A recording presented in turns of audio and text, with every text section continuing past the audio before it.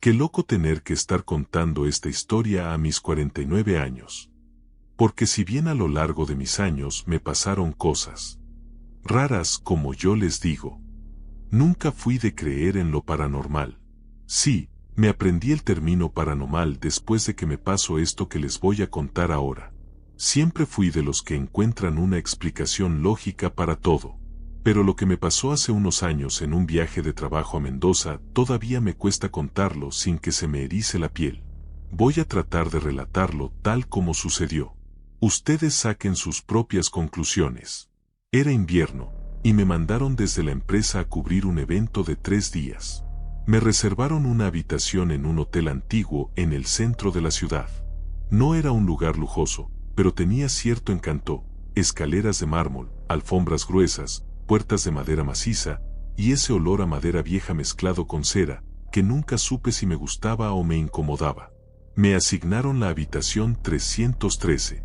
Recuerdo perfectamente el número, porque cuando la recepcionista me lo dijo, levantó la vista un segundo como dudando, pero luego me entregó la llave sin decir nada. Subí por el ascensor antiguo, de esos con rejas que se corren a mano. El pasillo del tercer piso estaba mal iluminado, con luces parpadeantes y alfombras que amortiguaban cada paso, como si el lugar no quisiera que lo escucharan. La puerta de la habitación crujió al abrirse. Era amplia, con un gran ventanal cubierto por cortinas pesadas, una cama doble y un armario enorme que ocupaba toda una pared. Todo estaba en orden, salvo por algo: hacía un frío raro, distinto al de afuera, como si el aire en esa habitación no se moviera.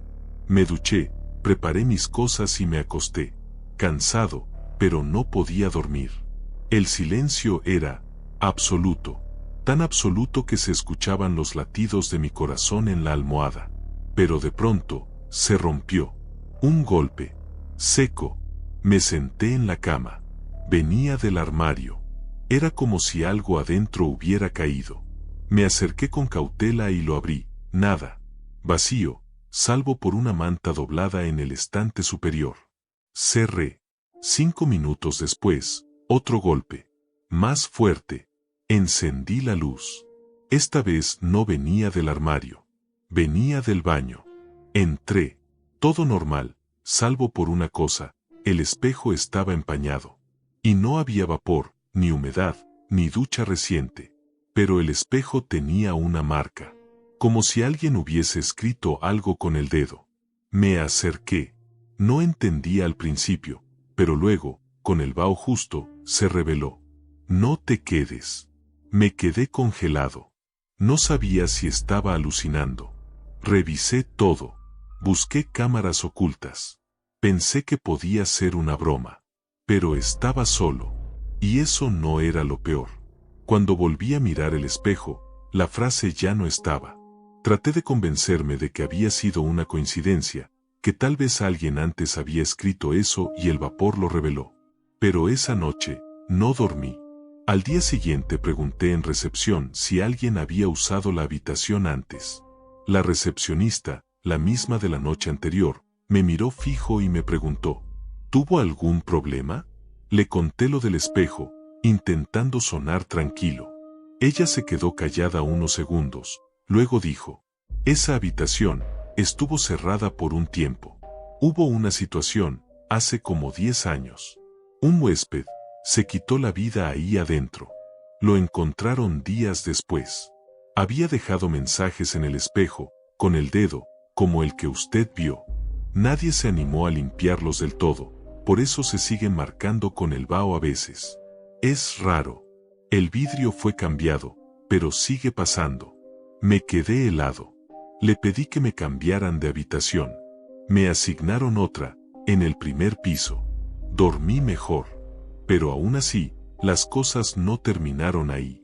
La tercera noche, mientras me preparaba para irme al día siguiente, bajé a la recepción a dejar unos papeles.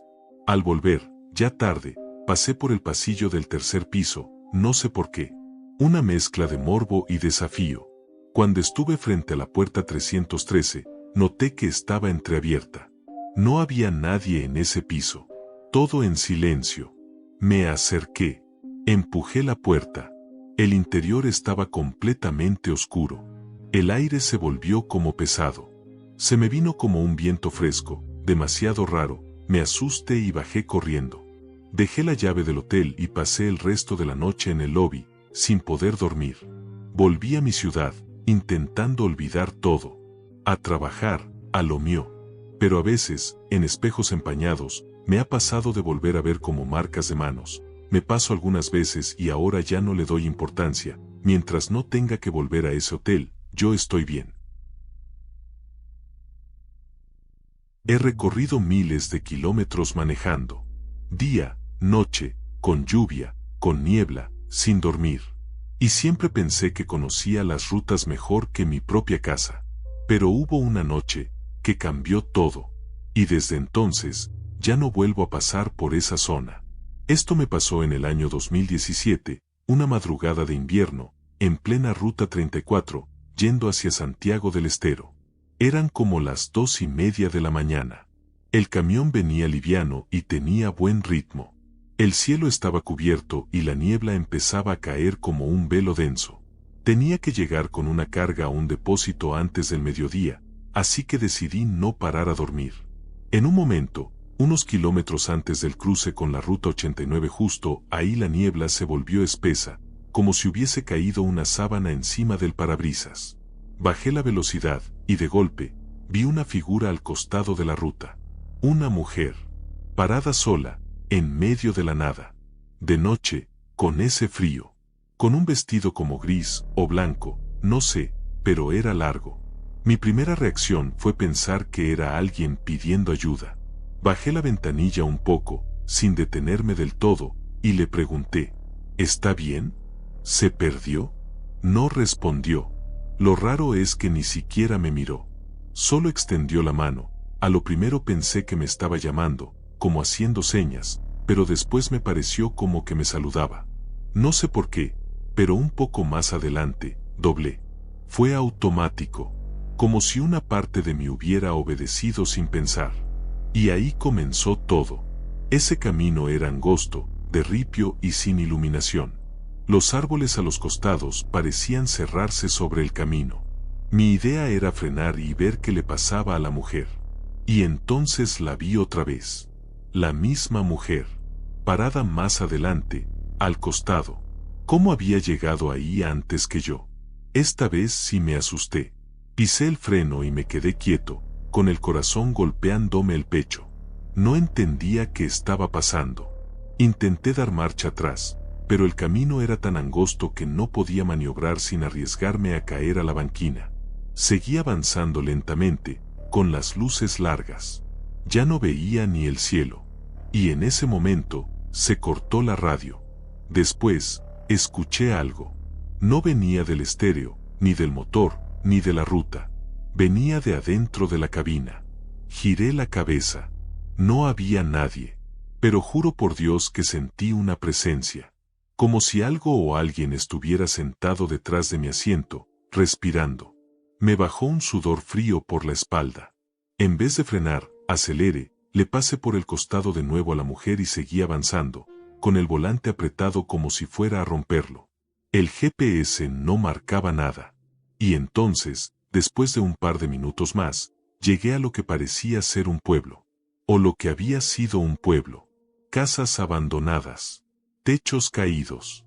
Ventanas rotas. Ni una luz, ni un perro, ni un sonido. El camión se apagó. Todo, luces, motor, batería. El silencio fue absoluto. Yo me quedé paralizado. No podía moverme. No sé cuánto tiempo estuve así, pero de golpe, el motor volvió solo. El camión arrancó. Volví por el mismo camino de tierra. Cuando salí de la niebla, me encontré de nuevo en la Ruta 34, justo donde había entrado. Habían pasado solo 15 minutos desde que doblé. Lo sé porque antes de doblar miré la hora por si tenía que llamar a la policía o algo. Pero cuando miré el reloj del camión, era más de una hora después. Entonces ahí me empecé a asustar peor. Ahora sí que no sabía qué había pasado y en tan poco tiempo. Pregunté después más adelante en el siguiente pueblito que me cruce, si a alguien le había pasado de ver una mujer al costado de la ruta, pero las 3 o 4 personas que me pude cruzar, ninguno sabía nada ni venían de ese lado. Desde ese día, no volví a tomar caminos que no estén marcados en el GPS. Y si veo a alguien en la ruta, a mitad de la noche, pidiendo ayuda, no paro, porque no sé si es alguien que quiere que lo lleve, o alguien que nunca debió haber vuelto.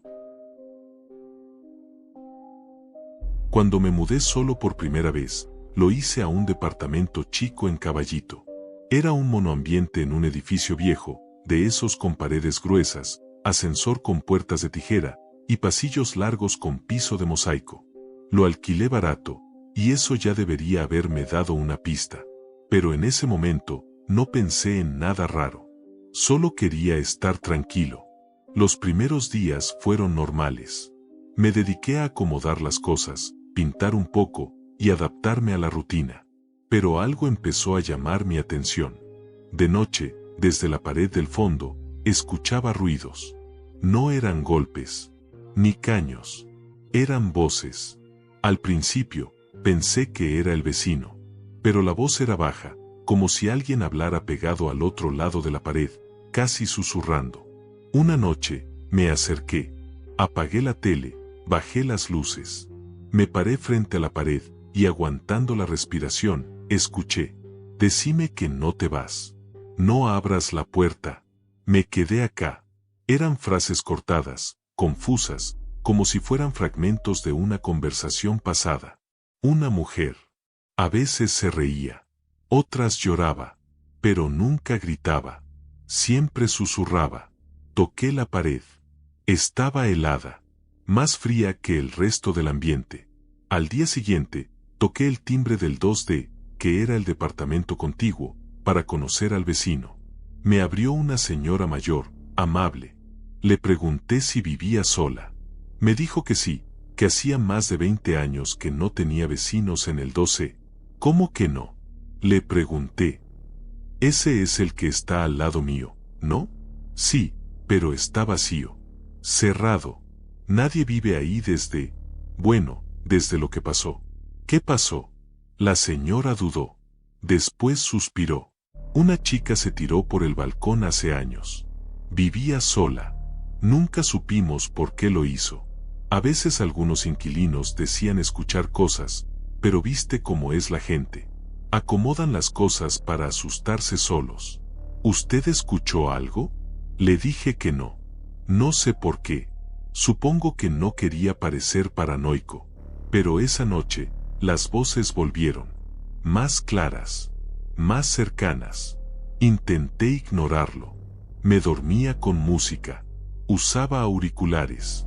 Pero cada tanto, me despertaba a las 3 o 4 de la madrugada con una sensación rara. Como si hubiera alguien dentro del departamento. Una vez, me pareció ver una sombra sentada al pie de la cama. Pero cuando encendí la luz, no había nada. Otra noche, mientras dormía, escuché algo justo al lado de mi oído. No te vayas como él. Me senté de golpe, empapado en sudor. Y entonces lo noté. La puerta del balcón estaba abierta. Yo la había cerrado. Lo sé. La había trabado. Pero ahora estaba abierta de par en par, y el aire frío entraba en ráfagas que helaban los pies. Fui a cerrarla. Cuando toqué la manija, escuché un llanto detrás de mí. Me giré rápido. Y en el reflejo del vidrio, vi una silueta. De espaldas. Una mujer parada en el centro de la habitación. Pero no había nadie. Al día siguiente bajé a hablar con el portero. Le pregunté directamente por la chica del 2C. Me miró un largo rato, y después dijo algo que me dejó helado. Mire, no le quiero meter cosas en la cabeza, pero no es la primera vez que un inquilino se muda y después dice escuchar cosas ahí. ¿Y qué pasó con los otros? Se fueron. Algunos duraron semanas. Otros, días. Uno se quedó un año. Y después desapareció. Literal. ¿Desapareció cómo? La familia vino a buscarlo. La policía entró al departamento. Estaba todo intacto, salvo por algo. La puerta del balcón estaba abierta, y en el piso del living, había marcas, como si alguien hubiera estado de rodillas durante horas. Volví a mi departamento con la cabeza hecha un nudo. Esa noche fue la peor. Me desperté. No podía moverme. Solo los ojos. Y frente a mí, estaba ella. Una mujer, con el pelo largo cubriéndole la cara, el vestido sucio, las manos temblando. Se agachó, acercó su cara a la mía. Y con una voz que no parecía humana, dijo: yo no salté. Me empujaron. Y se desvaneció. Sentí que el aire volvió a entrar a mis pulmones. Encendí todas las luces, agarré una mochila con lo que pude, y me fui. Me quedé en lo de un amigo hasta que terminé el contrato. Nunca volví a ese lugar. Ni siquiera a buscar lo que dejé. En 2019 me mudé a un departamento que alquilé amueblado, en una zona tranquila de Rosario. Era un edificio chico, solo 3 pisos, y el dueño me entregó las llaves junto con una advertencia algo extraña. Si llega a encontrar cosas de los inquilinos anteriores, tírelas. Hay cosas que mejor no guardar, ¿me entiende? Asentí sin darle importancia. El departamento estaba impecable. Menos un detalle: en uno de los cajones de la mesa de luz, encontré un cuaderno negro. Viejo, gastado, sin nombre, sin título. De esos con tapa dura y hojas amarillentas por el tiempo. Lo iba a tirar, pero algo me hizo abrirlo. Las primeras páginas estaban vacías, pero en la quinta o sexta comenzaban los textos. Eran escritos confusos, como un diario íntimo, pero más caótico. Frases sueltas, pensamientos raros, dibujos con tinta roja. Y siempre, al margen, símbolos raros, como triángulos con ojos, letras invertidas, palabras repetidas una y otra vez. No lo mires. No lo escuches. No lo sigas. Pasé las páginas con incomodidad. Algunas estaban tachadas con violencia, otras tenían frases ilegibles. Pero en la última hoja escrita, había algo diferente. Si lo encontraste, ya es tarde. No cierres el cuaderno. Él te está viendo ahora.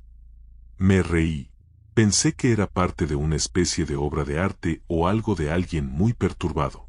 Lo cerré y lo metí en una caja. Fin del asunto. O eso pensé. Esa noche, no pude dormir. Sentía que alguien me observaba desde el rincón oscuro de la habitación. Pero cuando miraba, no había nada.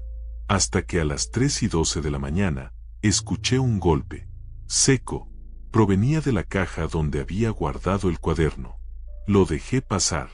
Podía haber sido cualquier cosa. Pero al día siguiente, cuando volví del trabajo, noté que la caja estaba abierta. Y el cuaderno, en la mesa. Nadie tenía llaves. Nadie había entrado. Las ventanas cerradas. Lo volví a guardar. Lo até con una cinta. Y lo metí en un cajón bajo llave. Esa noche fue peor. Tuve una pesadilla tan vívida que todavía me acuerdo cada detalle. Estaba en mi habitación, pero era de noche. No podía moverme. Y en el rincón oscuro, había una figura. Alta, sin cara, pero con ojos. Ojos en el pecho, en los brazos, en la espalda. Todos mirándome. Se acercaba. No caminaba, se deslizaba. Y cuando llegó a mi cama, se inclinó y me susurró: «Vos lo abriste». Me desperté gritando, empapado en sudor. El cuaderno, otra vez, sobre la mesa. A la noche siguiente, decidí prender fuego el cuaderno. Fui a la cocina, agarré fósforos, lo metí en una olla vieja y lo encendí.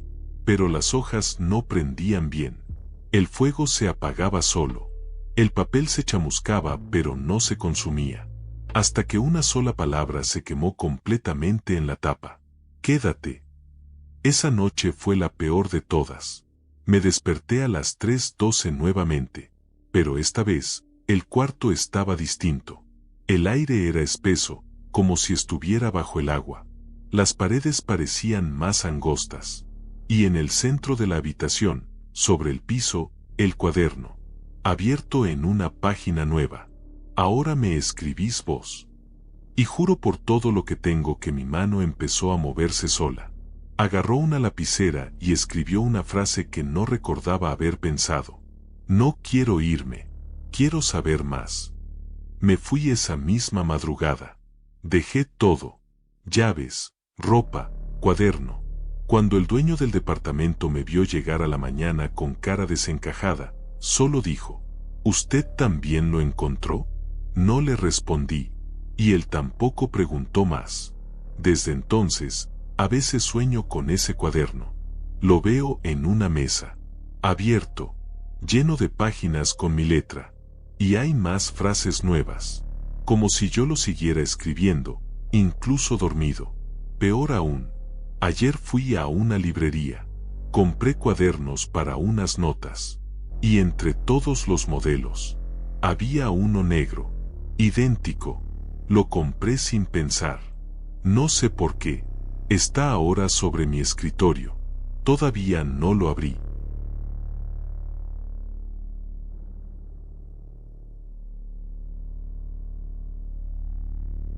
Me llamo Ariel. Trabajé durante 2 años como sereno nocturno en un viejo sanatorio. Un hospital psiquiátrico clausurado. No puedo decir el nombre, pero si buscan, podrán saber cuál es. Cuando entré, ya estaba abandonado, pero seguía bajo custodia porque era propiedad del Estado y todavía no se había demolido. Mi trabajo era simple: cuidar que no se metieran pibes a filmar videos o a drogarse, evitar robos, y recorrer los pasillos cada tanto. Hasta ahí todo bien. Lo que nunca me contaron es por qué el pabellón 5 estaba cerrado con candado desde adentro. El lugar era enorme: 5 pabellones, patios internos, sótano, capilla, y un ala de administración que todavía tenía papeles viejos, camillas oxidadas, archivos clínicos. Los primeros días, todo fue tranquilo, pero el pabellón 5 me incomodaba. Cada vez que pasaba por el pasillo que llevaba a su puerta, me invadía un frío distinto. No de temperatura. Era como una presión en el pecho. Una presencia. Una noche, cerca de las 2:30 de la mañana, estaba en mi garita tomando mate, cuando vi en las cámaras algo que me hizo dejar todo. En el monitor del pasillo 5, una figura blanca se movía lentamente. No corría. No caminaba normal. Deslizaba los pies. Pensé que alguien se había metido. Agarré la linterna y salí con la radio. Cuando llegué, el pasillo estaba vacío, pero la puerta del pabellón 5 estaba abierta. Yo mismo la había revisado a las 23. Estaba cerrada con candado. El mismo candado oxidado desde hace años. Ahora colgaba roto, como si lo hubieran abierto desde adentro. Entré. El interior estaba intacto. Habitaciones con camas de metal, ventanales rotos, crucifijos torcidos, paredes escritas con frases repetidas como: «Estoy despierto pero no me ven». No es la medicación. Sigue en la sala. No me dejaba dormir. Seguí avanzando. Cuando pasé por la sala de aislamiento, escuché algo. Pasos. Pero no eran los míos. Apagué la linterna. Me apoyé contra la pared. El sonido venía de la otra punta del pasillo. Y ahí la vi. Una mujer, vestida con bata blanca. Cabello largo, suelto. Parada de espaldas. Mirando la pared. «Señora», le grité, «este lugar está cerrado». No se movió. Me acerqué despacio. La linterna temblaba en mi mano. Estaba a punto de tocarle el hombro, cuando se giró. Tenía los ojos completamente negros. Y me susurró algo que no escuché con los oídos, sino dentro de mi cabeza. Nunca salimos del pabellón. Salí corriendo. Dejé la linterna, la radio, todo. Cuando volví con otro guardia a la mañana siguiente, no había nadie. La puerta estaba cerrada con el mismo candado de antes, intacto. Nadie creyó lo que dije, pero pedí el cambio de turno. No volví a trabajar de noche. Semanas después, uno de los guardias nuevos desapareció. Dijeron que abandonó el trabajo, pero yo vi las grabaciones de esa noche. Caminaba por el pasillo del pabellón 5, y justo antes de que la cámara se apague, se ve a la misma figura de bata blanca saliendo a su encuentro. Lo más raro es lo que revisé después. Encontré un informe en una carpeta olvidada.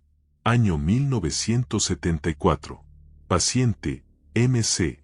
Diagnóstico, esquizofrenia con alucinaciones religiosas. Tratamiento, encierro prolongado. Sin visitas. Sin contacto. Observaciones. Dice que ve cosas. Que habla con alguien que vive en el edificio. Asegura que ese alguien no es humano, ni paciente, ni médico. Que está en el pabellón 5. Y lo peor, el informe estaba firmado por ella misma, la paciente, como si ella hubiese sido la médica, o como si ella nunca hubiera estado viva del todo. A veces, cuando paso por esa zona, freno el auto y miro el edificio desde la ruta. Sigue ahí, oscuro, callado, pero te juro, a veces en una ventana del segundo piso se ve una bata blanca.